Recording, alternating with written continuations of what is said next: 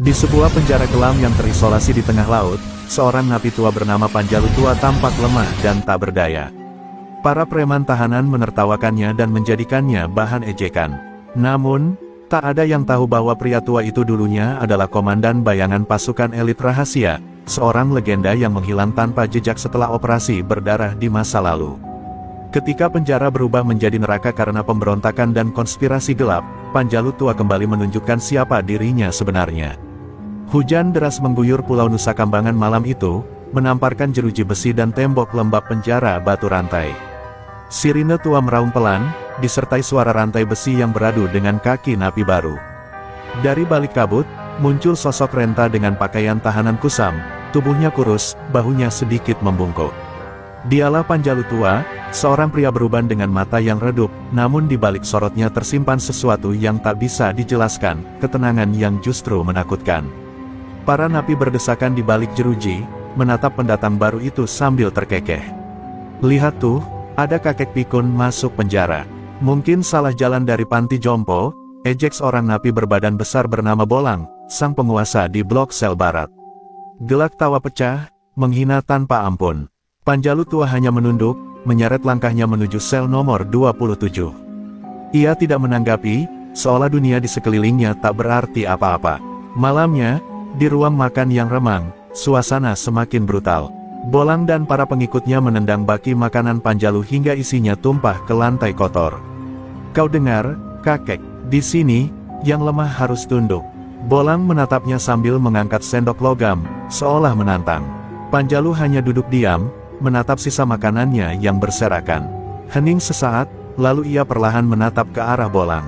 Tatapan itu, datar, tenang, tapi menusuk dalam seperti pisau dingin menembus jantung. Bolang mendadak berhenti tertawa. Ada sesuatu dalam tatapan itu, bukan kemarahan, bukan ketakutan, melainkan kekosongan yang membuat udara seakan berhenti. Beberapa napi yang tadinya ikut menertawakan kini merinding tanpa sebab. Apa lihat-lihat, kakek, bentak Bolang, mencoba menutupi rasa gugupnya. Ia mendorong bahu Panjalu dengan kasar. Tepat saat tangan Bolang menyentuh bahu itu, gerakan cepat bagai kilat terjadi. Panjalu bangkit dengan gerakan hampir tak terlihat, suara "crak" terdengar keras, dan Bolang terlempar ke meja besi, menabrak baki makanan. Semua orang membeku. Panjalu berdiri tegak, napasnya tenang, matanya tetap dingin. Tak ada teriakan, tak ada emosi. Hanya ketenangan mencekam yang terasa seperti bayangan maut merayap di dinding. Para napi mundur perlahan, tak percaya pada apa yang baru mereka saksikan. Siapa sebenarnya kakek itu? Bisik seseorang. Panjalu kembali duduk di kursinya, mengambil baki yang jatuh, dan melanjutkan makan tanpa sepatah kata. Seolah tak ada yang terjadi. Suara sendok beradu dengan logam menjadi satu-satunya bunyi di ruang itu. Malam semakin larut. Di sel penjagaan, seorang sipir muda menatap monitor CCTV yang memperlihatkan kejadian tadi. Gila, orang tua itu bergerak secepat bayangan, gumamnya pelan. Atasan sipir hanya menggeleng, menatap data tahanan di tangannya. Nama, Panjalu. Tidak ada catatan kriminal sebelumnya. Ditangkap karena tuduhan spionase dan pembunuhan, tapi berkasnya aneh, sebagian besar disegel oleh militer. Ia menatap layar kembali, kali ini dengan wajah tegang. Sementara itu, di dalam sel dingin yang remang, Panjalu Tua duduk bersila. Ia menatap dinding batu yang lembab, seolah melihat sesuatu jauh di baliknya. Di tangannya, ia memegang potongan logam kecil, entah dari mana ia dapatkan. Bibirnya bergerak pelan, berbisik nyaris tak terdengar. Bayangan tak pernah mati, hanya menunggu waktu untuk bangkit lagi. Pagi menyapa penjara batu rantai dengan sinar matahari yang tak pernah benar-benar hangat. Kabut tebal masih menyelimuti halaman utama ketika Bolang dibopong ke ruang medis dengan wajah lebam dan bahu terkilir. Desas-desus tentang napi tua, yang menjatuhkan penguasa penjara hanya dengan satu gerakan menyebar lebih cepat dari asap rokok. Para napi kini menyebut Panjalu Tua dengan berbagai julukan, kakek iblis, bayangan hidup, bahkan ada yang percaya dia mantan algojo rahasia pemerintah. Namun bagi Bolang, itu adalah penghinaan yang tak bisa dibiarkan. Di kantin penjara, suasana berubah. Tak ada lagi yang berani mendekati Panjalu Tua. Ia makan sendirian di sudut ruangan, tenang, seolah tidak menyadari dirinya kini menjadi pusat perhatian seluruh blok. Bolang, dengan tangan di gips, berdiri di kejauhan memandanginya dengan mata merah menahan amarah. Aku akan hancurkan dia, pelan-pelan, bisiknya pada anak buahnya, Tegar dan Kido, dua preman yang selalu haus darah. Sore itu, ketika penjaga berganti shift, Bolang menyusun rencana balas dendam. Ia menyuap sipir korup agar, tidak sengaja, membiarkan sel Panjalu terbuka malam nanti. Biar kami yang urus, nanti semua bilang dia jatuh sendiri, kata Bolang sambil menyelipkan beberapa lembar uang lusuh ke tangan sipir. Sang sipir hanya mengangguk dingin, seolah kejadian seperti ini sudah biasa di Batu Rantai. Malam turun dengan cepat, diiringi suara serangga dan gemuruh ombak dari kejauhan. Pintu sel Panjalu perlahan terbuka. 4 bayangan masuk diam-diam, membawa potongan besi tumpul dan pisau rakitan. Panjalu tua masih duduk bersila di sudut sel, seakan sudah tahu mereka datang. Sudah bangun, kakek, ejek Kido dengan tawa pelan. Panjalu menatap mereka sebentar, lalu menutup matanya kembali. Pergilah sebelum bayangan kalian sendiri menelan nyawa, ucapnya datar. Kido tertawa, mengayunkan besi ke arah kepala Panjalu, namun gerakan itu tak pernah sampai. Dalam satu kilatan, Panjalu menghindar, menekuk tangan Kido hingga terdengar suara krek patah, lalu memukul dada Tegar dengan siku cepat yang membuatnya jatuh tak sadarkan diri. Bolang yang menunggu di luar sel tertegun mendengar jeritan anak buahnya. Ia maju, menatap Panjalu dengan mata penuh kebencian. Kau pikir bisa kuhabisi begitu saja?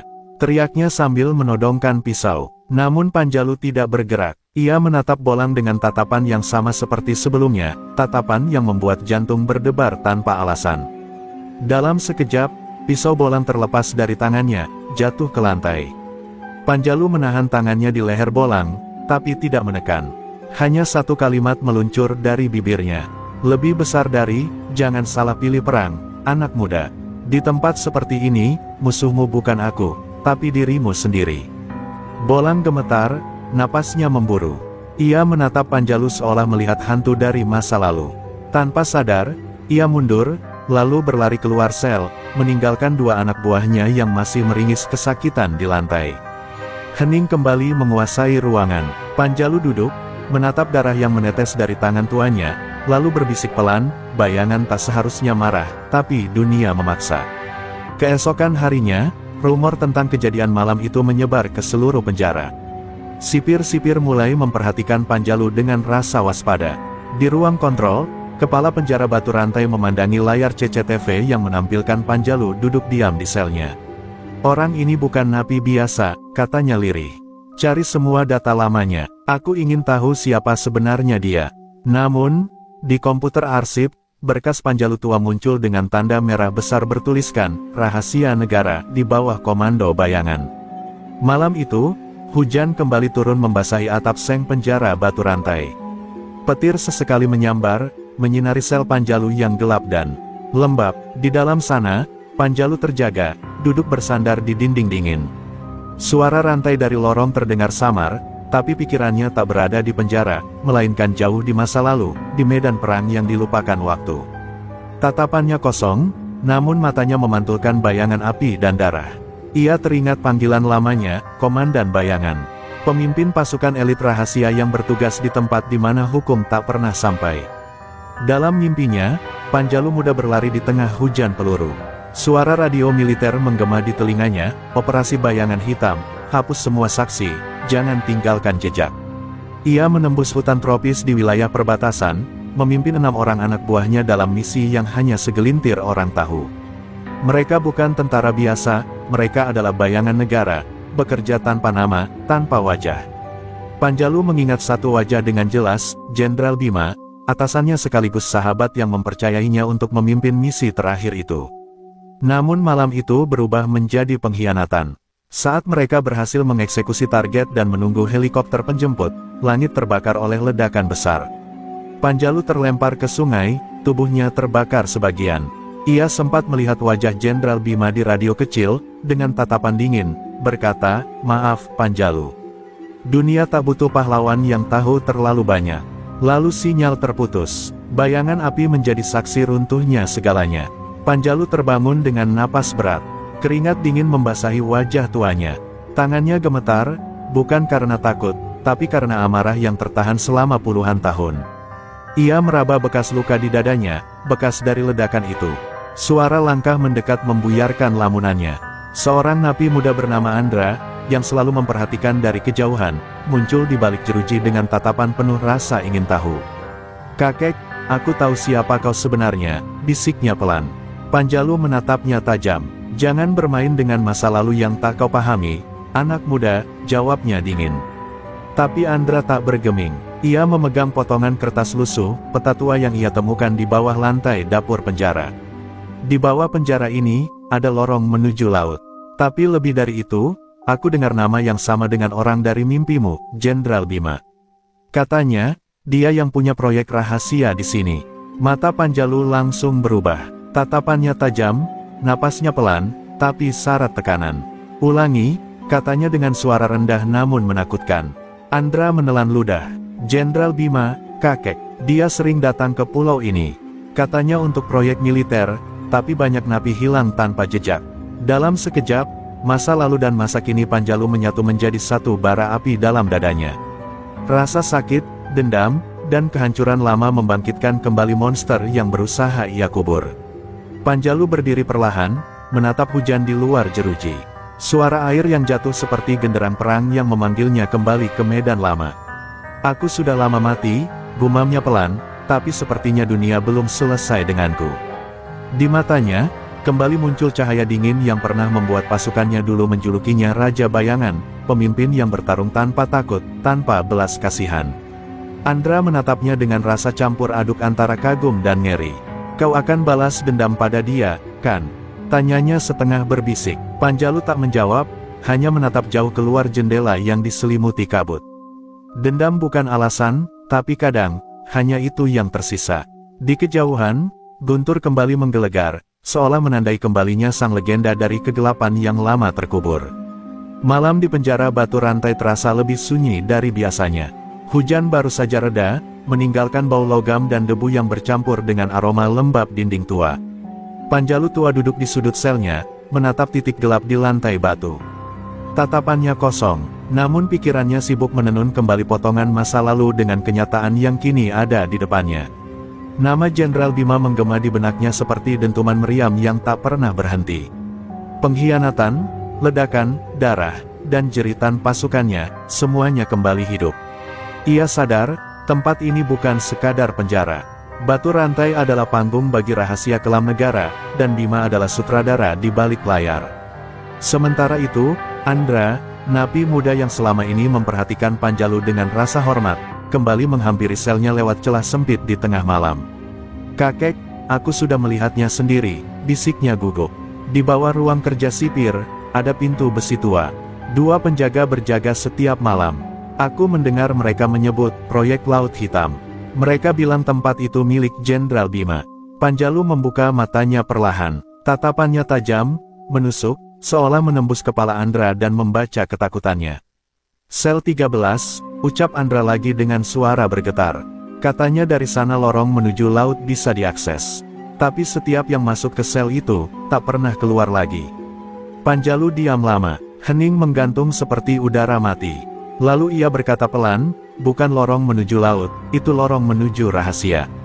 Ia berdiri, tubuh tuanya tegak seperti batu karang meski usia telah mencuri kekuatannya. "Kau akan tunjukkan jalan itu padaku, Andra. Malam ini." Andra menatap kakek tua itu dengan campuran kagum dan takut.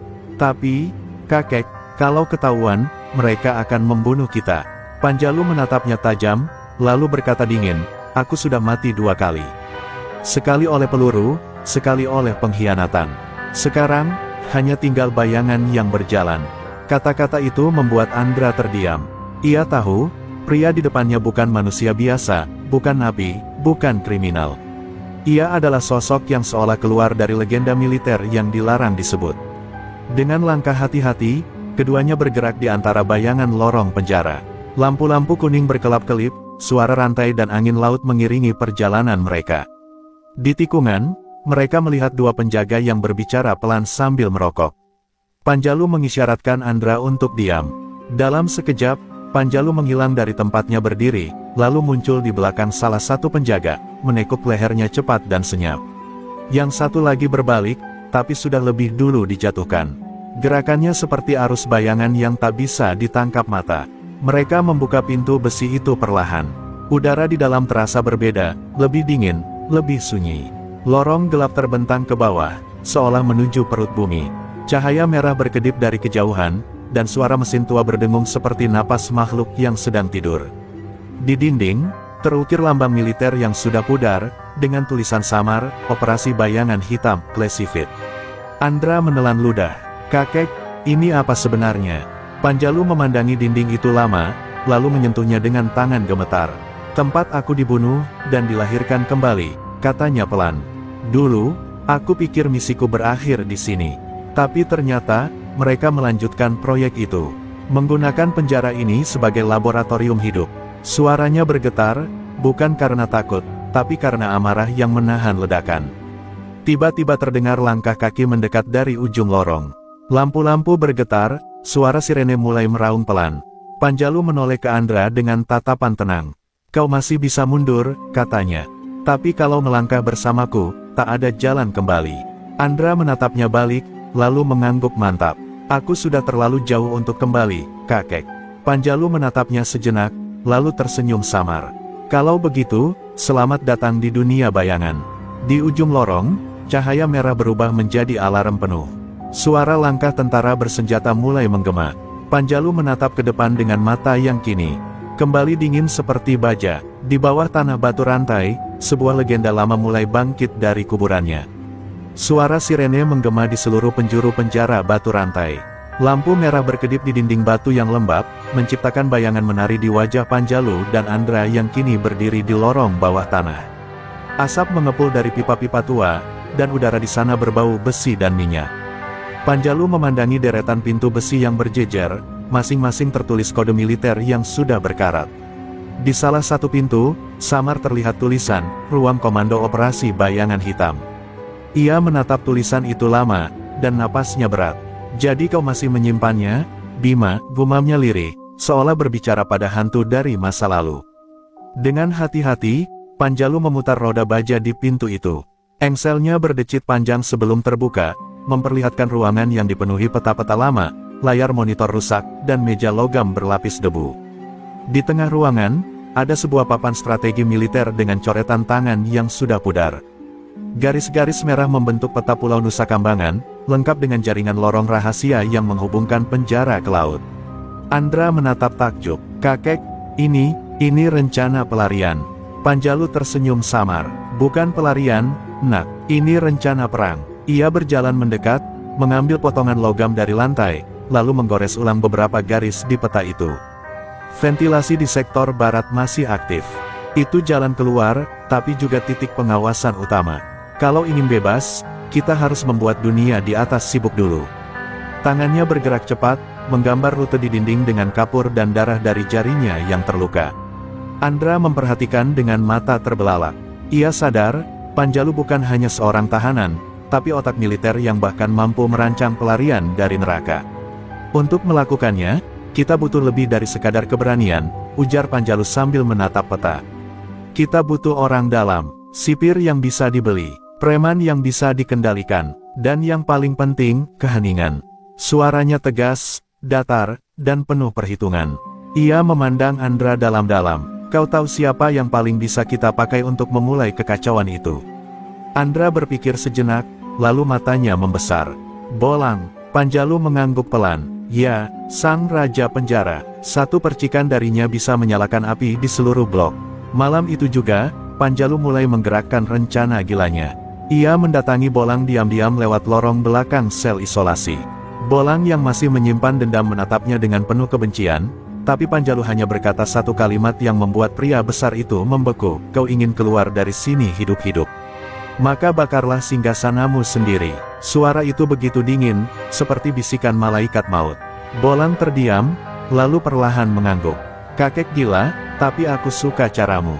Beberapa hari kemudian, suasana penjara mulai berubah.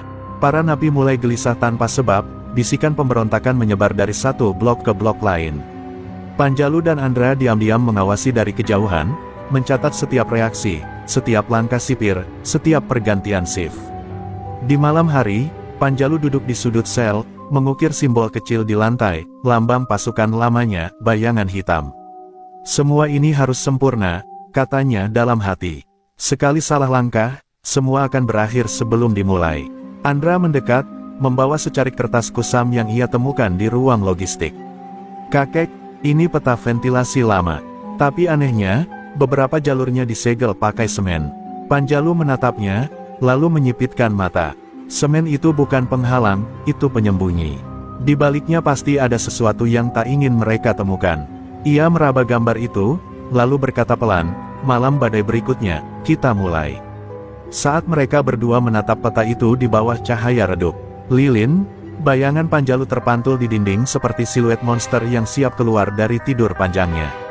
Di luar, ombak menghantam karang, dan langit memekik dengan petir yang panjang. Dalam keheningan itu, Panjalu berbisik pelan, nyaris seperti doa yang terkutuk. Dari neraka aku lahir, dan dari penjara ini aku akan mengubur para pengkhianatku. Langit malam di atas pulau Nusa Kambangan tampak murka.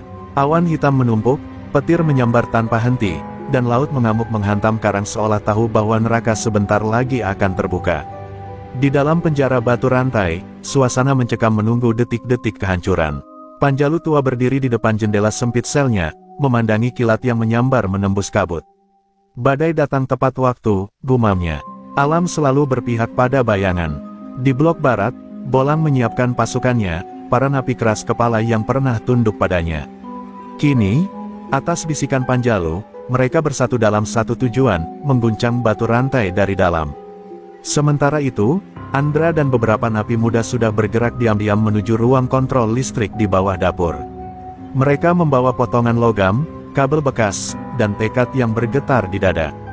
Begitu listrik padam, kata Panjalu sebelumnya, dunia di atas akan buta, dan disitulah bayangan mulai bergerak.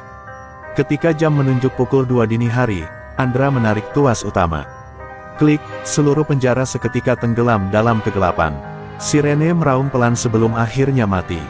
Dari kejauhan, hanya kilat yang memberi cahaya sesekali, menyorot wajah-wajah napi yang mulai berteriak dan berlari.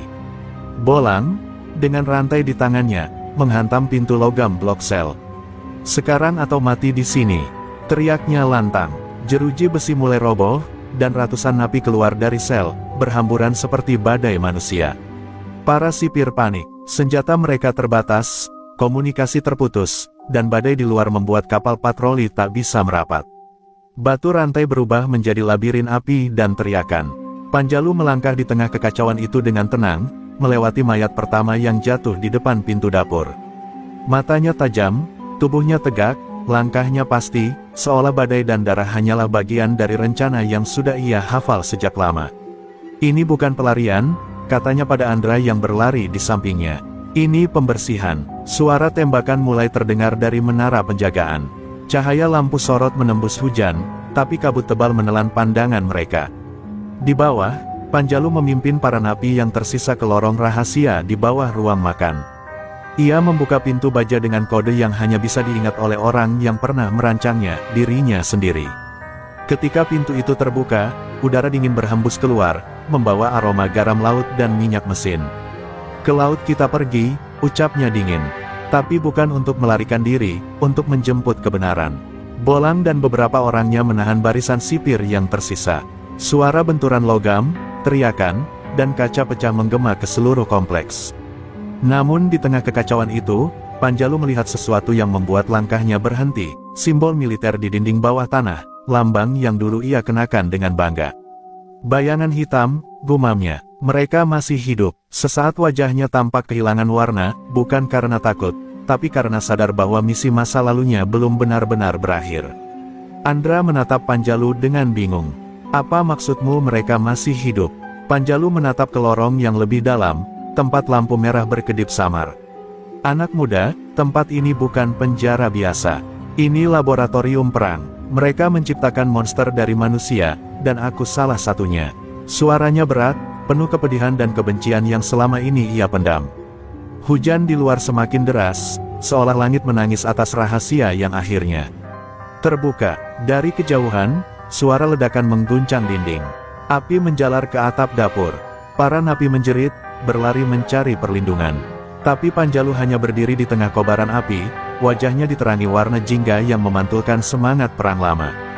Bima, bisiknya di antara raungan badai dan sirene. Kau mulai perang ini di masa lalu, aku yang akan mengakhirinya malam ini. Dan dengan langkah pasti, ia memasuki lorong gelap yang menuntunnya menuju jantung rahasia batu rantai tempat di mana masa lalunya menunggu untuk diselesaikan. Lorong bawah tanah batu rantai terasa semakin sempit dan bergetar setiap kali ledakan terdengar di atas. Panjalu berjalan paling depan, ditemani Andra yang membawa senter dari ruang penjagaan.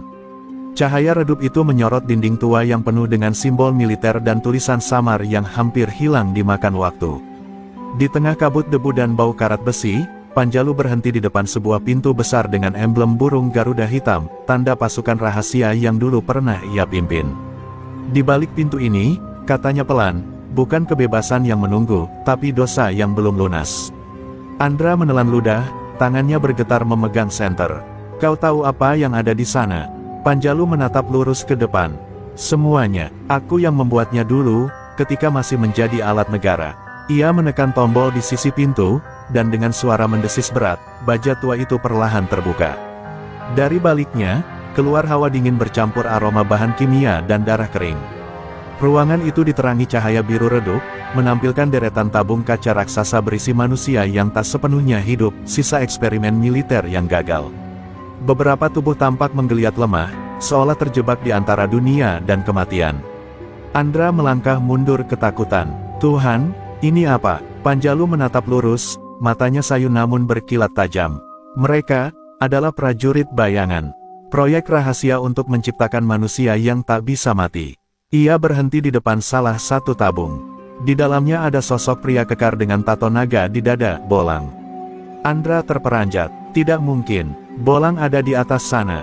Panjalu memejamkan mata. Itu bukan Bolang yang sejati, itu salinan yang mereka buat darinya. Tubuhnya di sini, tapi jiwanya sudah dijual sejak dulu. Tiba-tiba, suara langkah kaki terdengar dari belakang. Andra menoleh cepat, dan wajahnya memucat. Bolang, yang tadi ia kira masih di atas, berdiri di pintu masuk lorong, membawa senjata laras panjang yang diambil dari pos penjagaan.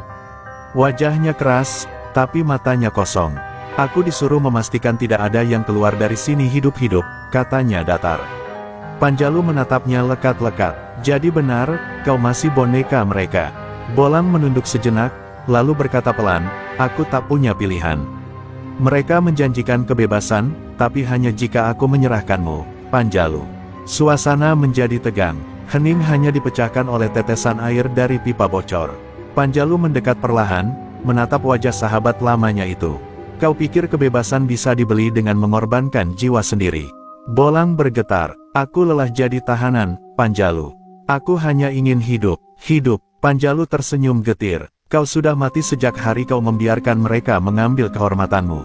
Dan sebelum Bolang sempat menembak, Panjalu menggerakkan tangan kanannya, cepat seperti bayangan, dan senjata itu terpental, menghantam dinding, meledak sebagian.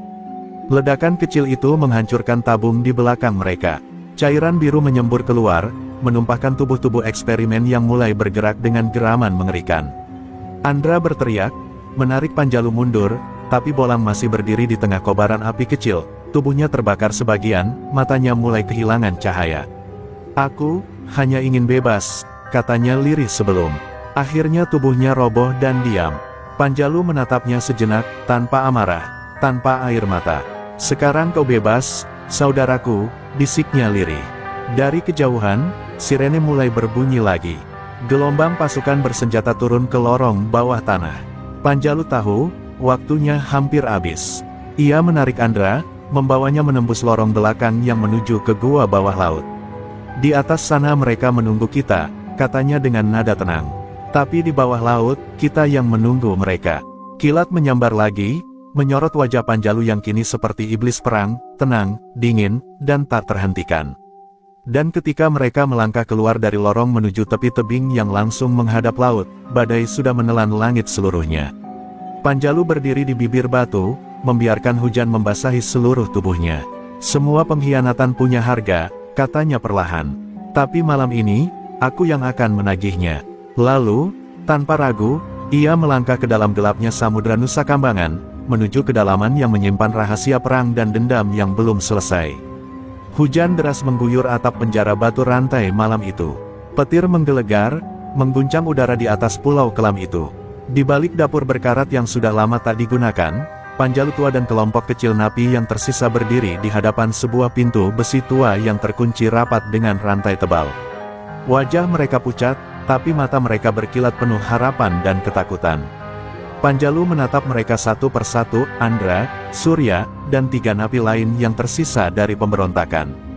Sekali pintu ini dibuka, katanya perlahan, tak ada jalan kembali. Yang ada hanya kematian, atau kebebasan. Dengan sebatang besi bengkok, Panjalu mencongkel rantai itu hingga lepas. Bunyi dentingan logam memantul di dinding seperti lonceng kematian.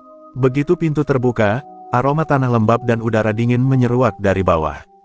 Tangga sempit itu turun ke dalam kegelapan pekat, diterangi hanya oleh satu lampu minyak yang berkelap-kelip. Panjalu melangkah lebih dulu tanpa ragu, diikuti Andra yang menggenggam erat obor kecil. Setiap langkah menimbulkan gema panjang, seperti suara bisikan masa lalu yang memanggil nama mereka. Lorong itu ternyata bukan sekadar jalan pelarian biasa. Dindingnya dipenuhi ukiran simbol militer dan tanda kode operasi rahasia. Panjalu mengenali semuanya. Ini, jalur logistik bawah tanah militer era lama, gumamnya. Dulu digunakan untuk memindahkan senjata ke kapal bayangan. Namun kini, banyak bagian lorong yang ambruk dan penuh jebakan, kawat berduri yang melintang, pelat tekanan, bahkan ranjau mekanik yang masih aktif. Satu langkah salah bisa berarti akhir segalanya. Panjalu berjongkok, menelusuri tanah dengan jari-jarinya, lalu memberi isyarat tangan militer yang hanya dimengerti Andra, berhenti, maju, atau menunduk. Ketika mereka sampai di persimpangan pertama, suara langkah sepatu terdengar dari ujung lorong. Lampu senter menyorot tajam, pasukan penjaga bawah. Bisik Andra panik. Tanpa berpikir panjang, Panjalu memadamkan obor dan menarik semua napi ke sisi dinding, bersembunyi di balik tumpukan pipa karat. 2 penjaga lewat sambil berbicara lewat radio. Begitu mereka menoleh ke arah lain, Panjalu bergerak secepat kilat, menyergap satu dari belakang, menutup mulutnya, dan dengan satu gerakan tenang mematahkan lehernya. Yang lain mencoba menembak, tapi Andra mendorongnya ke dinding hingga kepalanya menghantam besi keras.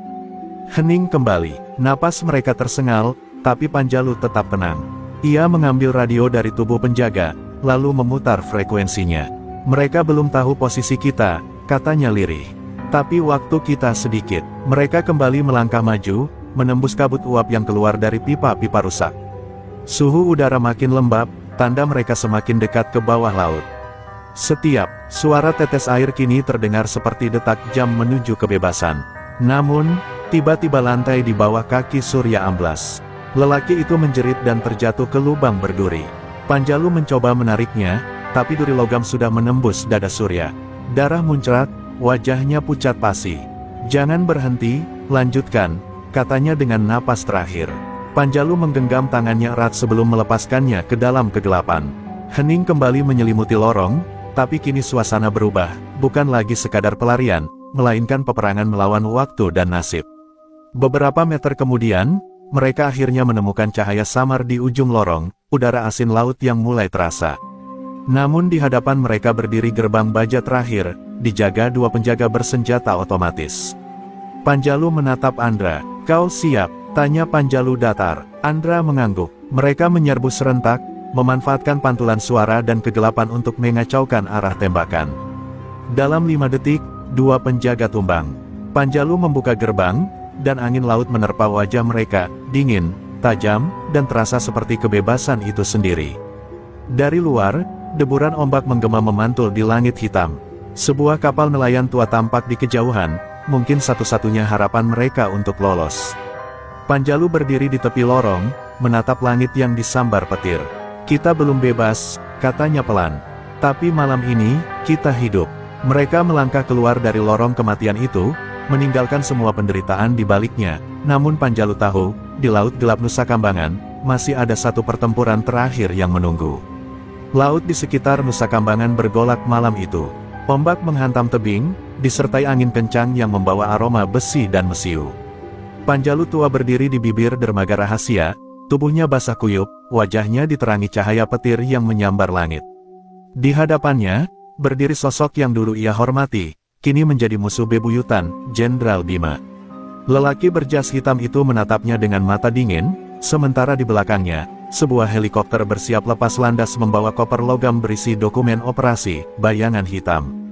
Sudah lama, Panjalu, ujar Jenderal Bima dengan nada tenang, meski di balik suaranya tersimpan ketegangan. Kau seharusnya mati 20 tahun lalu, bersama pasukanmu. Panjalu tersenyum tipis, menatap langit kelam di atas mereka. Aku memang mati, Jenderal, tapi dosamu membuatku hidup kembali. Ia melangkah perlahan, memegang sebilah pisau berkarat yang dulu menjadi simbol pasukannya. Pisau itu dulunya milik Bima sendiri, bukti persaudaraan yang kini berubah menjadi kutukan. Ledakan kecil terdengar di kejauhan, menandakan kelompok Andra telah menanam bahan peledak di jalur keluar penjara. Bima menoleh sebentar, wajahnya mulai tegang. Kau pikir bisa menghentikan proyek ini? Dunia butuh pasukan seperti mereka, Panjalu. Tentara yang tak bisa mati. Dunia ini terlalu lemah untuk kedamaian. Panjalu menatapnya lekat-lekat. Tidak, Bima. Dunia ini hanya butuh manusia yang masih punya hati. Bima menarik pistol dari balik jasnya dan menodongkan langsung ke kepala Panjalu. Kau dulu seperti anakku, katanya getir. Kau menghancurkan segalanya karena terlalu percaya pada moral. Panjalu menatap ujung senjata itu tanpa gentar. Dan kau menghancurkan dirimu karena terlalu haus kekuasaan. Dalam sekejap, ia berbalik ke samping, meraih besi tua di lantai dan melemparkannya ke arah Bima. Tembakan meledak, peluru melesat menghantam tangki bahan bakar di sisi dermaga, api langsung menyambar, menyalakan kobaran merah di tengah badai. Helikopter yang menunggu di belakang berguncang hebat akibat ledakan. Para pengawal Bima mencoba menembak, tapi Panjalu bergerak seperti bayangan masa mudanya, cepat, senyap, mematikan. Satu demi satu mereka tumbang, terhempas ke dalam laut yang bergolak. Hujan bercampur darah menodai dermaga, tapi Panjalu terus maju. Ketika hanya tersisa mereka berdua, Bima berusaha berlari ke helikopter, namun Panjalu menahannya dengan satu sabetan pisau di lengan. Kau tidak akan kabur lagi, Bima, katanya rendah. Bima tersungkur, darah mengalir dari lukanya, tapi ia masih tertawa pelan. Kau pikir kau menang, Panjalu? Mereka sudah menyalin kesadaranku, proyek ini takkan berhenti. Panjalu menatapnya dengan dingin. Mungkin tidak, tapi malam ini, sejarah akan berhenti bersamamu. Ia mengangkat pisau itu tinggi, namun tidak langsung menusuk. Sebaliknya, ia mendekat dan berbisik di telinganya, kata-kata yang hanya bisa didengar badai. Lebih besar dari, kau menguburku hidup-hidup, sekarang giliranku mengubur masa lalumu.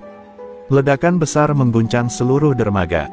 Helikopter meledak, menyulut api yang menjalar ke bahan bakar kapal di sekitar.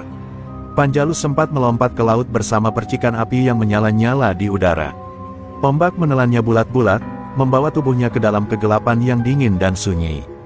Di atas permukaan, kobaran api terus membakar malam, simbol dari dua jiwa yang akhirnya saling menghancurkan demi satu hal yang sama, kebenaran yang telah lama dikubur. Sementara api berkobar di atas air, Andra yang berhasil lolos bersama dua napi lain menatap lautan dengan mata berkaca-kaca. Dia sudah menepati janjinya, gumamnya lirih. Dari jauh, mereka melihat siluet tubuh Panjalu yang terbawa arus, samar, tapi seolah masih bergerak di antara gelombang. Dan di tengah ledakan terakhir yang memecah langit Nusa Kambangan, legenda Panjalu tua pun seakan menghilang bersama api dan badai, meninggalkan hanya satu pesan abadi, bahwa kebebasan sejati selalu lahir dari pengorbanan. Pagi tiba di Nusa Kambangan dengan langit kelabu dan sisa asap yang masih membumbung dari reruntuhan penjara batu rantai. Ombak memukul pantai dengan keras, membawa serpihan kayu, besi, dan puing helikopter yang hancur semalam. Di antara debu dan bara yang mulai padam, pasukan militer berdatangan, mengevakuasi jenazah dan mencari sisa-sisa dokumen yang mungkin masih bisa diselamatkan. Namun, satu hal membuat mereka kebingungan, tidak ada tubuh Panjalu tua yang ditemukan. Beberapa saksi mengatakan melihat sosoknya melompat ke laut sebelum ledakan terakhir. Tapi Laut Nusa Kambangan, tak pernah mengembalikan apa yang diambilnya. Di sisi lain pulau, jauh dari lokasi ledakan, seorang lelaki tua tersungkur di pantai berbatu. Tubuhnya penuh luka bakar, napasnya tersengal, tapi matanya masih menyala. Panjalu tua. Ia terbatuk keras, memuntahkan air asin, lalu berbaring menatap langit yang mulai memerah. Di tangannya, masih tergenggam kalung besi kecil berbentuk peluru, simbol persaudaraan pasukan bayangan yang dulu ia pimpin. Selesai sudah, Bima, gumamnya lirih. Dosa kita sudah terbakar bersama malam itu. Ia menutup matanya sejenak, membiarkan ombak memeluk tubuhnya seperti sahabat lama. Beberapa jam kemudian, ia ditemukan oleh seorang nelayan tua yang sedang menarik jala. Nelayan itu mengira ia hanya mayat, tapi ketika disentuh, Panjalu membuka mata perlahan. Tatapannya kosong, namun senyum tipis muncul di bibirnya. "Kau, dari mana, Pak Tua?" tanya nelayan itu. Panjalu hanya menjawab pelan, "Dari tempat di mana neraka dan surga bertukar tempat." Lelaki itu membantunya naik ke perahu, tanpa tahu bahwa orang yang diselamatkannya adalah legenda yang baru saja mengubah sejarah gelap Nusa Kambangan. Hari-hari berlalu, Panjalu kini hidup di sebuah desa kecil di pesisir selatan, menyamar sebagai penjual ikan. Rambutnya semakin memutih, wajahnya penuh luka yang mulai mengering. Ia berbicara sedikit, hanya kepada anak-anak kecil yang datang membantunya membersihkan jaring. Kadang, ketika malam tiba dan kapal militer melintas di kejauhan, ia akan berhenti sejenak, menatap ke arah laut dengan pandangan hening. Di dalam dirinya, masih ada peperangan yang belum benar-benar usai, perang antara kenangan dan penyesalan. Suatu sore, Andra datang ke desa itu dengan pakaian lusuh. Ia berjalan terlatih, mencari seseorang. Ketika melihat Panjalu di tepi dermaga, ia tak bisa menahan air matanya. "Aku tahu kau masih hidup," katanya dengan suara bergetar. Panjalu menatapnya, kemudian tersenyum tipis. "Aku tak pernah benar-benar hidup, Andra. Aku hanya belum mati." Mereka duduk berdampingan di tepi laut, membiarkan ombak berbicara untuk mereka. Tak ada kata-kata lain yang dibutuhkan antara dua orang yang sama-sama kehilangan segalanya demi sebuah kebebasan.